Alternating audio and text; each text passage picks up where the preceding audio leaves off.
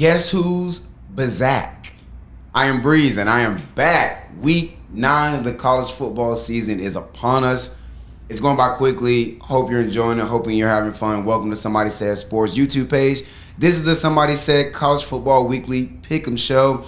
As always, our information, all of our content is brought to you by the Red Lady Rum Punch and One of the Wall Solutions.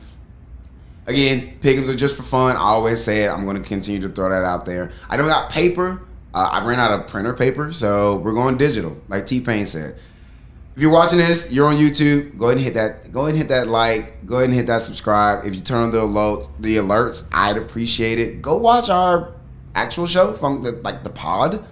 Also, really, really good. You should be watching that every single week. Follow us on socials: Instagram, TikTok, Twitter at Somebody Said Podcast. As always, 5 games that intrigue me of the college football week. This is week 9. I'm going to give it to you in under 10 minutes. I'm trying to get back on the right side of winning.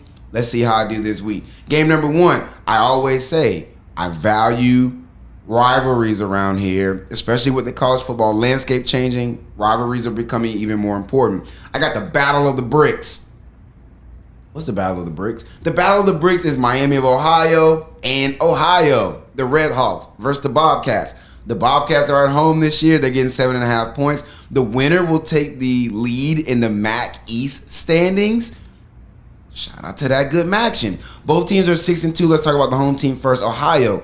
Curtis Rourke is the little brother of Nathan Rourke, who plays for the Jaguars. Kind of cool.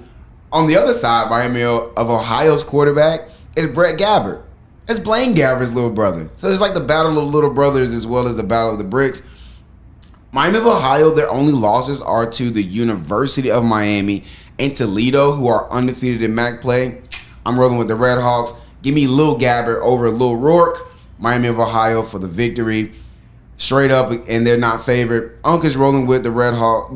Unk is rolling with the Bobcats. Pump is rolling with the Red Hawks as well. Game number 2, number 21 Tennessee is getting 3.5 points on the road at Kentucky. Home team first. Kentucky's coming off back-to-back ugly losses to Georgia and Mizzou. They got lit up the past couple of weeks. Going in the last time I did the pick 'em, which was 2 weeks ago, I said Kentucky needed to do 2 things: run the ball, which means they would control the pace of the game, and take care of the ball. They gotta stop turning the ball over. Last week, Devin Leary, 2 interceptions. Bro, if you give the other team the ball, you're not going to win games. That's just how that works. They gotta stop turning the ball over. That offense simply is not good enough to withstand giving the ball away like that and still winning games. Tennessee is also coming off a fresh loss from Alabama. They were in Tuscaloosa last week. I jumped out to an early lead. They were just unable to hold on to it. One thing I noticed, though, Joe Milton led the team in carries. He had 15 carries. They went for 59 yards.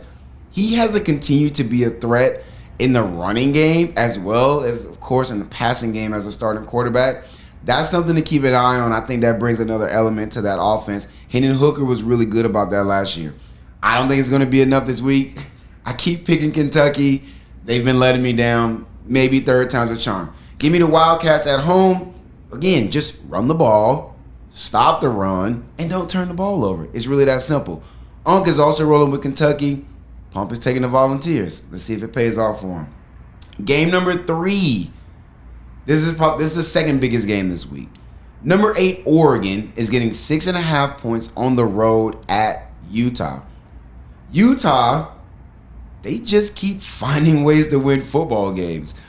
They're coming off their 3rd straight win against Caleb Williams in USC. Yep, the Caleb Williams who's considered by some people a generational talent, just won the Heisman. They just keep beating them, just casually just knocking them off.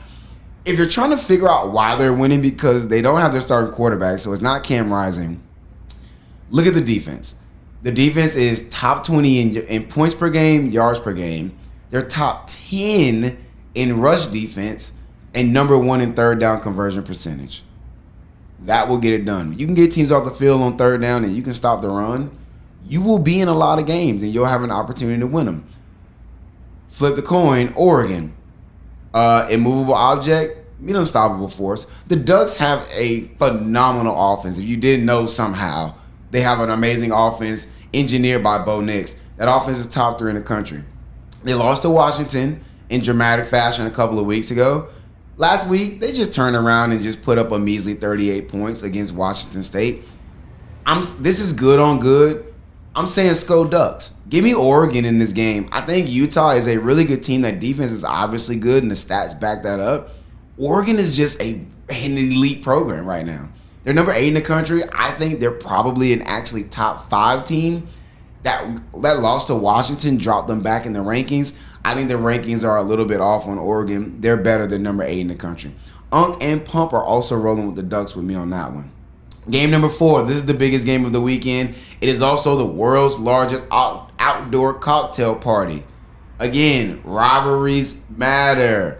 This one is always a big deal. You got the Florida-Georgia game. Don't tell Kirby Smart I said that, because he said it's the Georgia-Florida game. Regardless of who you put first, the game is a huge deal. They've played every year since 1926, except in 1943. You should probably know what happened in 1943 and why that game didn't get played. There is no home team, so I'm just going to start with Florida. If you told me that you predicted Florida to be 5-2 at this point in the season, I'm just going to flat out call you a liar right to your face. I'm going to say it is what it is. There's no way you saw this coming. Nobody thought Florida was going to be 5-2. You could say that they're beating some bad teams, and you're right in that, right? South Carolina was one of those victories. Charlotte, McNeese State is up in there. Vanderbilt's in there. But all you can do is beat the teams they put in front of you, right? Graham Mertz, we all said he was going to be a game manager. Well, he's managing them to victories. I mean, just call it what it is. This is going to be his biggest test thus far, though. You could say maybe Utah was, but Utah, while being a really, really good team and a really, really good program, Georgia is equally good, but better talented. Very much so going to be Graham Mertz's biggest test in orange and blue. Georgia, did you know that Georgia has the number 3 offense in total offense in the country? You probably didn't. You're going to say, well, they don't have Brock Bowers. No, they don't have Brock Bowers. So that means somebody else has got to step up. They do have 7 other players with double-digit catches on the season. They got 3 other pass catchers with 200-plus yards on the season. One of them really, really has to step up and be a man tomorrow to get this victory. Because like I said, Florida's playing good ball.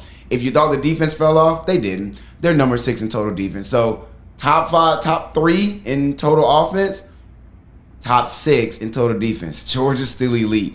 I got the Dogs winning. I don't have them covering the 14.5-point spread. I think that's really just too big, especially in rivalry games. I don't think they cover. I definitely think they win. Unk and Pump are rolling with me on that. They also think the Dogs take the victory. Last game of the week, game number 5. You got number 20 Duke going to number 18 Louisville. Louisville is getting 4 points at home. 3 of those points are just part of being the home team. Louisville, what happened last week? You have no business losing to a 1-5 Pitt team. They lost 38-21. It seemed like everything that could go wrong went wrong, and you just can't have that, right? You just can't. Statistically, this Louisville team isn't great at anything, but they're just good at several things. One of the things, if you're looking for something that they're really good at, run defense. Top 30 in the country in run defense. If you can stop the run and you can run the ball, you'll be able to win games. Duke, the offensive story begins and ends with Riley Leonard. Last week at Florida State, Riley Leonard re-aggravated his ankle sprain. They're saying he's day-to-day. I'm just going to straight up tell you, he's not playing. He's not. So from an offensive perspective, I don't know where the points or the production is going to come from. He didn't even throw the ball around a lot when he was healthy, and now they don't have him. Defense, they're number 7 in scoring defense and number 2 in red zone scoring. That's really good. They're going to make it really hard for Louisville when they get down into plus territory. I'm taking Louisville to win. I think they cover the 4-point spread. I just don't know where Duke's offense is going to come from. Pump is rolling with the Ville on this one. Unk, he's rolling with the Blue Devils along with me. Just a quick recap who I got. I got the other Miami, I got Kentucky, Oregon, Georgia, and Louisville. Hit the comments. Let me know who you got this week. And as always, go football.